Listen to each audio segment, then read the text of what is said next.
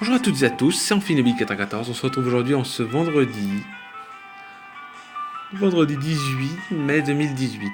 C'est marrant ça qu'on soit vendredi 18. Enfin bref, c'est aujourd'hui vendredi, c'est le week-end, mais à partir d'aujourd'hui, on va vraiment parler d'un nouveau contenu. Et ça fait un moment que j'y pense, j'ai fait beaucoup d'explications sur les Pokémon, leurs statistiques, tout ça, les légendaires, tout ça. Et cette semaine, enfin aujourd'hui, à partir des semaines à venir, on va parler des formes Alola.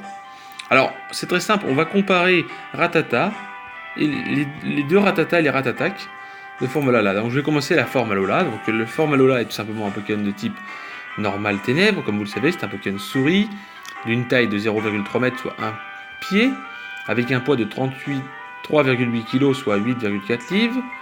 Il a accès à 3 talents. Talent numéro 1, gloutonnerie. Deuxième talent, agitation. Troisième talent, isogresse. Gloutonnerie, maintenant que je vous ai dit, je vais dire ce que c'est. Gloutonnerie permet d'utiliser la baie qu'il tient dès qu'il lui reste moins de 50% de ses points de vie, au lieu de 25 avant. Agitation augmente de 50% l'attaque, mais diminue la précision de 20%. Je mets un petit peu cette musique, parce que je la monte un peu, parce que j'adore. Voilà, donc augmente l'attaque de 50%, mais diminue de 20% la précision. Donc pour les attaques physiques. Voilà. Et isogresse divise par 2 les attaques feu et glace. Alors moi, je ne joue pas Rattata. Mais quitte à le jouer moi-même, je jouerais plutôt... J'ai jamais vraiment joué Rattata, même dans mon équipe. Même au début du jeu, moi j'ai plutôt commencé directement. Alors il est disponible dans les deux versions, hein, bien sûr. Hein. Voilà. Hein. Dans Soleil et Lune, il est disponible dans les 2%. Après, il y a une différence entre le jour et la nuit, je crois. Sinon, tout simplement, dans la version Lune, 100% vous l'aurez dans la grotte verdoyante. Contrairement à mon bouton version Soleil. Voilà. Après, il est possible dans toutes les versions, de tous les niveaux. De niveau 13 au niveau 20 maximum. Voilà. Il a accès à charge, mimiqueux, vive attaque, puissance, morsure, poursuite, croque de mort, assurance, mâchouille, Kuba, croc fatal, Damoclès et fort. Ensuite, il peut avoir plein de CT. En attaque reproductrice, il a accès à aval, brouhaha, combo griffe contre moi d'abord, passe-passe, riposte, saisie, stockage, tout ou rien et vendetta. Il a accès à une faiblesse de type combat, une faiblesse au type fée aussi, et une faiblesse au type insecte. Le désavantage de Rattata et Rattatak, c'est qu'ils prennent forme Alola, c'est qu'ils prennent du x4 au type combat. Sa base PV à Rattata est tout simplement de 30 PV, 56 d'attaque, 35 de défense, 25 d'attaque spéciale, 35 de défense spéciale, 72 de vitesse. Voilà, on va passer à son évolution qui est simplement Rattatak d'Alola. Alors, certains vont le charrier parce qu'il a grossi, tout ça. Mais laissez-le tranquille, c'est pas parce qu'il est un peu plus gros que tout de suite, et qu'il est noir que tout de suite, il faut tout de suite le critiquer.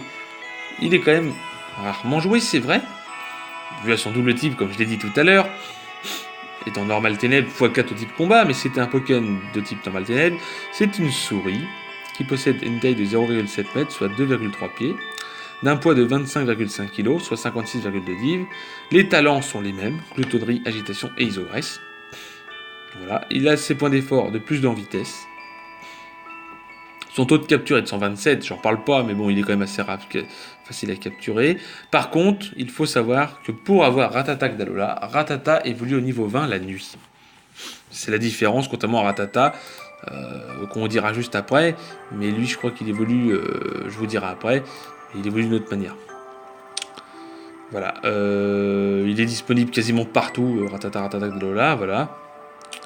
Après, dans Ultra Soleil et Ultra Lune, on peut avoir Rattatak dominant, comme on obtient les emblèmes des dominants, et Rattatak dominant est assez encore plus imposant parce qu'il a une sacrée taille, hein, voilà. Et il a accès à ses propres attaques, à grimace, à danse lame, il a charge, il a mimiqueux, il a vive attaque, il a puissance, il a vive attaque, enfin, il a morsure, il a poursuite, il a croque de mort, il a assurance, il a mâchouille, il a Kuba, il a croque fatal, Damoclès et effort. Donc c'est un Pokémon qui est pas mal, mais qui manque d'attaque ténèbres, parce qu'il a beaucoup de stab, il a Danse Lame qui est très bien, il a Vive Attaque qui est prioritaire, il a quand même accès, voilà, au niveau attaque ténèbres, il a quand même Kuba, Mâchouille, Assurance, poursuite, morsure.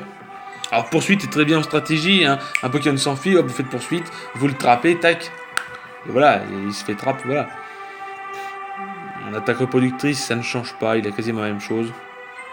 Niveau faiblesse, c'est pareil, il a quand même l'immunité Psy et Spectre, qu'il faut dire, c'est vrai, il a quand même des immunités, comme Ratata et Ratatak. En base de statistiques, il a 75 en PV, 71 d'attaque, 70 de défense, 40 d'attaque spéciale, 80 de défense spéciale et 77 en vitesse. Voilà, maintenant on va le comparer à Ratata tout simple. Donc c'est une souris de 0,3 kg, donc le niveau taille-poids tout est pareil, 3,5, et lui il fait combien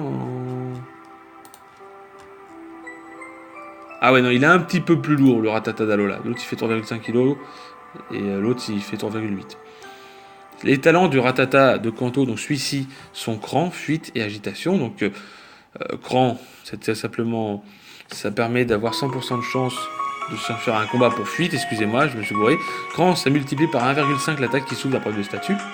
Donc s'il est brûlé, paralysé ou empoisonné, il sera beaucoup plus puissant. Et agitation, bah, vous le savez, hein, parce qu'on en a parlé, ça booste énormément l'attaque, mais ça baisse la précision. Niveau attaque, il a quasiment la même chose, hein, ils ont les mêmes attaques, hein, mimiqueux, charge, div attaque, puissance, morsure, donc ils ont les mêmes attaques. Voilà, contre fatal, tout ça. En attaque reproductrice, lui, il a accès à roue de feu, apparemment je vois, parce qu'il a tout rien. En plus, il a grincement, mais voilà, il a pas beaucoup. Il a qu'une seule unique faiblesse au type combat, et une immunité au spectre, ce qui est bien. Il a 30 en PV, 56 en attaque, 35 en défense, 25 en attaque spéciale, 35 en défense spéciale et 72 en vitesse. Voilà, et on va parler de Ratatak, qui est simplement son évolution, et on va simplement comparer les deux autres. C'est ce qu'au niveau... On va dire que dans l'ensemble, il n'y a pas grand chose qu'on peut dire pour la comparaison, c'est qu'ils se ressemblent, ça c'est sûr, hein, à part que l'autre est plus costaud. Mais niveau poids, il est peut-être un peu plus lourd par rapport à l'autre. Donc c'est un peu de souris qui est type normal, l'autre est normal ténèbres, hein, on peut voir la différence. Les talents sont les mêmes que le Ratata de Kanto, voilà. Cran, fuite, agitation. Niveau poids, il fait 18 kg. La forme de Kanto fait 18 kg alors que l'autre fait 23 kg, je crois. 25 kg, donc voilà, il est un peu plus lourd. Sinon, rien ne change. Les attaques sont les mêmes, hein, apparemment.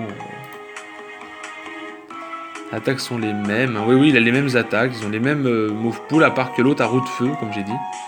L'autre ne l'a pas. Donc voilà. Ratatak de Kanto, celui-ci, a tout simplement 55 PV, 80 d'attaque, 62 de défense, 50 d'attaque spéciale, 70 de défense spéciale et 97 en vitesse. Il est un peu plus rapide que l'autre. Mais sinon voilà. Voilà, j'espère que cette vidéo vous aura plu sur les comparaisons des Pokémon de Kanto et d'Alola. On continuera la semaine prochaine avec tout ça. Si cette vidéo vous a plu, n'hésitez pas à laisser un gros like.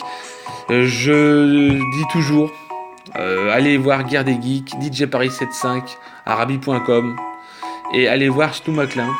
Je fais une grande pub de ma part. Si allez les voir, dites qu'Amphinobi 414 leur a fait de la pub et ça leur fera extrêmement plaisir. Sur ce, je vous souhaite à toutes et à tous une agréable journée, une agréable matinée, journée et soirée, et je vous dis bye tout le monde, et on se retrouve la semaine prochaine pour les formats là. Allez, salut!